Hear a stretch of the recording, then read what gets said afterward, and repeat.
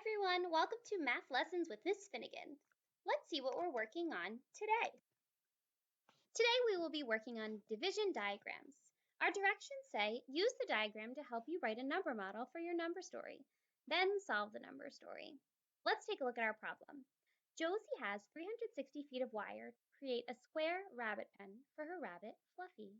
She wants each side of the square rabbit pen to be equal lengths. How long will each side be? Well, let's take a look at this. Sides. It says that the rabbit pen is a square. So I have to use what I know about squares to figure out how many sides it has. Well, I know that squares have 4 sides. So I'm going to add that in there. How long will each side be? Feet per side. Hey, that's what we're actually looking for. So I know that I have to put a question mark, or we're learning now that we can use a letter to represent it. We're going to say feet per side. I'm going to put an F there. Now, feet in all, how much wire do we actually have to work with? Well, right here I see the number 360. 360. Now, in the past, we have put in some symbols to easily show us that our number model is right in front of us. So if I add a multiplication sign and an equal sign, our number model can be 4 times f equals 360. So that is one possible number model, using f as our unknown. Now, you may look at 360 and think that that number is a bit scary. But I want to remind you something. 360 looks a lot to me like a different number that would be easier to use. Do you remember learning about extended facts? Well, if I were to take away that 0 and move it to the side, do you think we could figure out 4 times something that would give us 36?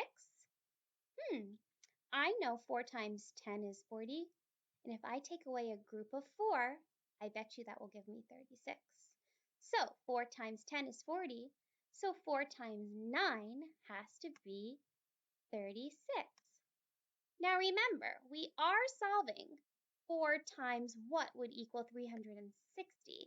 So if 4 times 9 equals 36, then 4 times 90 should give us 360. Remember, if we have a 0 extended fact on this side, we need to add a 0 to balance it out like a seesaw. You can't have 1 0 extending your place value on the answer without it having extending on the other factor. So I'm going to write our number model as 4 times f equals 360. And we figured out that 90 feet would give you equal amounts of fence per side. So I'm going to check my work. 4 times 90 equals 360.